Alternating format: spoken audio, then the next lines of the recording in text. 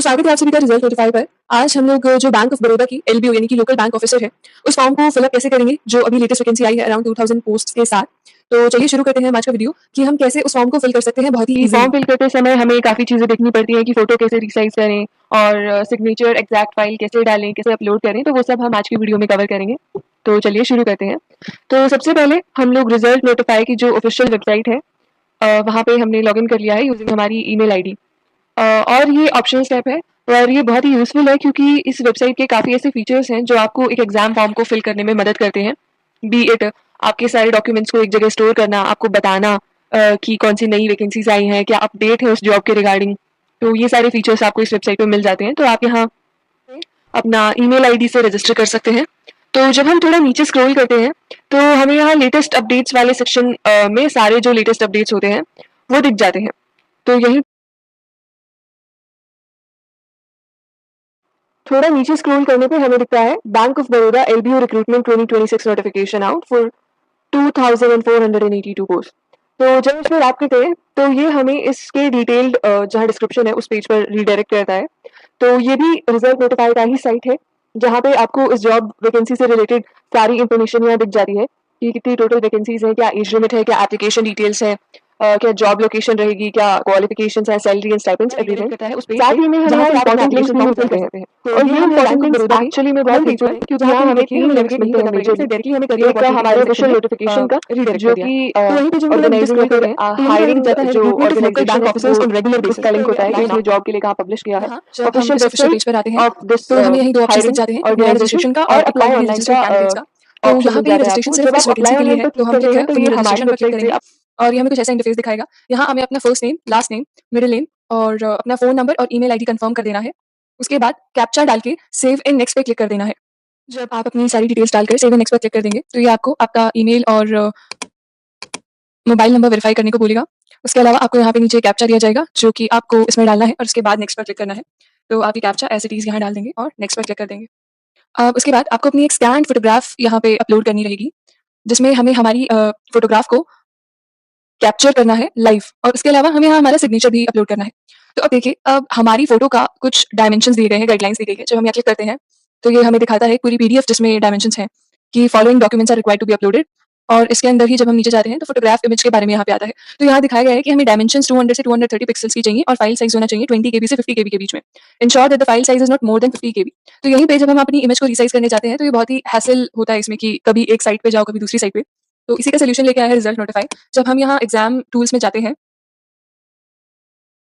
और सर्च करते हैं डिजायर्ड एग्जाम का नेम जो कि हमारे लिए है लोकल बैंक ऑफिसर का, नीचे आते हैं तो यहाँ पे फोटोग्राफ का हमें ऑप्शन दिखता है। तो हम फोटोग्राफ वाले पार्ट में जाएंगे और जब आप यहाँ देखेंगे कि 200 से 230 और 20 से 50 ये एग्जैक्ट फाइल साइज है जो हमारे एग्जाम में रिक्वायर्ड है। तो हम यहाँ सिंपली अपनी फोटो को ड्रैग एंड ड्रॉप करेंगे या फिर आप अपने पीसी से इसको ब्राउज करके अपलोड भी कर सकते हैं। फॉर एग्जाम्पल मैंने यहाँ पे एक फोटो अपलोड कर दिया है फॉर द सैम्पल और अब यहाँ मुझे सिर्फ रीसाइज इमेज पर क्लिक करना है क्योंकि यहाँ file size, file resolution, file format सब ऑटोमेटिकली प्रीसेट है। तो जब यहाँ पे मैंने क्लिक किया तो मेरी इमेज कुछ ही सेकंड्स में प्रोसेस हो जाती है और फिर मैं यहाँ डाउनलोड रिजल्ट पर क्लिक कर सकती हूँ। उसके बाद जब हम वापस अपने रिक्रूटमेंट पेज पे जाते हैं और ब्राउज करते हैं इमेज अपलोड करने के लिए, साइज एडजस्ट नहीं करना पड़ा, वरना मोस्ट ऑफ द टाइम्स क्या होता है कि हम इमेज तो रिसाइज कर लेते हैं लेकिन उसका फाइल साइज कम या ज्यादा होता है या फिर हमें फोटो को रीनेम करना होता है। तो वो सब की दिक्कत यहाँ नहीं आई। तो हमारे यहाँ पे फोटोग्राफ, लाइव फोटोग्राफ कैप्चर होने के बाद, अपना फोटोग्राफ अपलोड करने के बाद और सिग्नेचर अपलोड करने के बाद हम क्लिक करेंगे नेक्स्ट पे। तो जब हमारा फोटो और सिग्नेचर कंप्लीट हो जाता है तो you have to select the state जहां आप अप्लाई कर रहे हैं जॉब के लिए इन गिवन स्टेट्स में से। उसके बाद आपको अपनी लोकल लैंग्वेज सेलेक्ट करनी होती है। If you are proficient in reading और writing speaking the language of that state तो यहाँ पे आपको ये सेलेक्ट करना है। उसके बाद क्या आपके पास 10 to 12 की मार्कशीट एविडेंस है तो आपको यहाँ पे यस क्लिक करना है। अगर आपने उसी सेम लैंग्वेज में पढ़ाई की है तो यहाँ पे आपको अपनी कैटेगरी सिलेक्ट करनी है। उसके बाद अगर आप अ पर्सन विद डिसेबिलिटी है तो यस या नो। उसके बाद आपको बाकी सब भी इसमें डिटेल डिस्क्रिप्शन देना होगा इफ आप इस पे यस क्लिक करते हैं तो। क्या आपको कंपनसेटरी टाइम चाहिए होगा at the time of examination.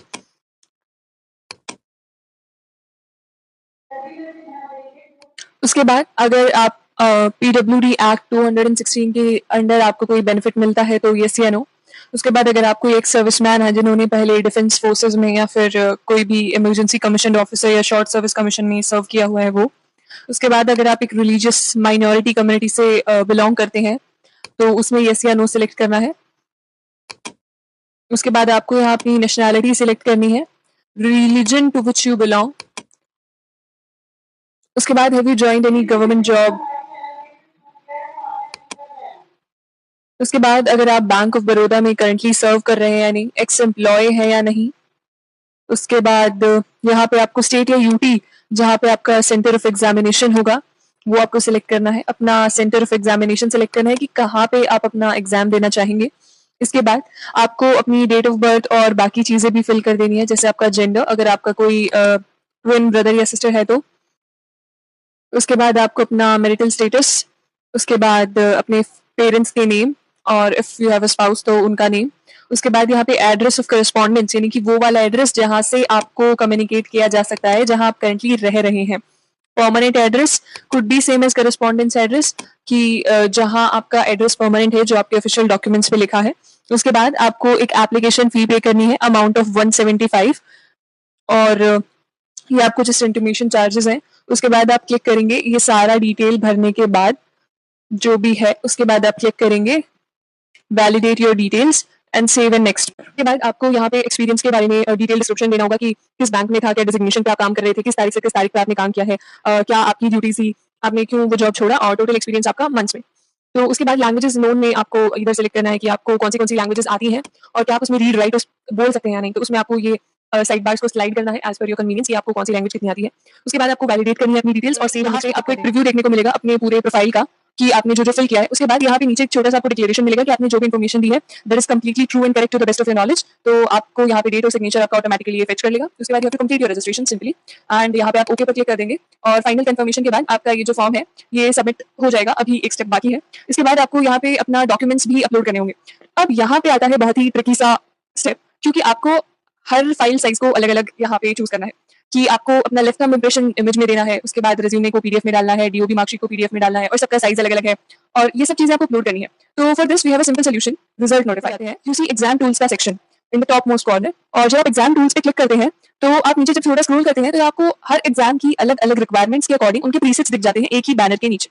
For example local bank officer वाले सेक्शन में आते हैं तो आप यहाँ देखते हैं कि यहाँ पे लेफ्ट थंब इंप्रेशन, जैसा कि हमारे यहाँ पे मांगा गया है, फोटोग्राफ, सिग्नेचर जो हमने ऑलरेडी रिसाइज करके अपलोड कर दिया है, handwritten declaration, age eligibility, date of birth proof, 10th marksheet, 12th marksheet, graduation degree, और ये सब हमसे मांगा गया है। तो यहाँ हम सिंपली हमारे टूल्स को यूज करके उसे रिसाइज कर सकते हैं। फॉर एग्जाम्पल हम अपना लेफ्ट थंब इंप्रेशन को हमें सिंपली यहाँ पे इमेज को ड्रैग एंड ड्रॉप, जो भी हम अपने मोबाइल फोन से एक थंब इंप्रेशन को शीट पर लगाकर जब उसकी फोटो क्लिक करेंगे तो सिंपली आपको फोटो यहाँ ड्रॉप करनी है। अभी सैंपल के लिए फॉर एग्जांपल मैंने कोई भी फोटो अपलोड कर दिया है।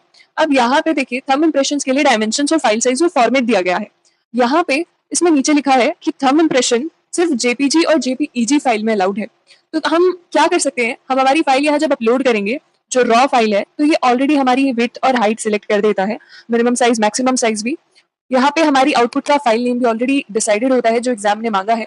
यहाँ पे आपको फॉर्मेट में जेपीईजी रिकमेंडेड है, यानी कि ऑफिशियल फाइल फॉर्मेट है जो उसने मांगा है। तो आप यहाँ से इमेज को रिसाइज करेंगे और कुछ ही सेकंड्स में आप देखेंगे कि आपकी प्रोसेसिंग जो है वो स्टार्ट हो जाती है जब आप रिसाइज पे क्लिक करते हैं। और स्टार्ट होने के बाद इन अ फ्यू सेकंड्स आपकी इमेज रिसाइज होकर कंप्लीट हो जाती है, जिसको आप सेव कर सकते हैं। और जब आप यहाँ इस फाइल को अपलोड करेंगे कंप्यूटर से, तो देखिए यहाँ पे लेफ्ट थंब इंप्रेशन से फाइल आ रही है, और व्हेन यू अपलोड अपने सारे डॉक्यूमेंट्स को ऐसे ही रिसाइज करके यहाँ अपलोड कर देंगे। और नीचे जो सिक्योरिटी कोड लिखा हुआ है, आपको ये सिक्योरिटी कोड एक्जैक्टली यहाँ पे लिख देना है, if it is lower case और जो भी आपका कोड रहता है। उसके बाद आपको सेव एंड नेक्स्ट पे क्लिक करने के बाद आप जब सिक्योरिटी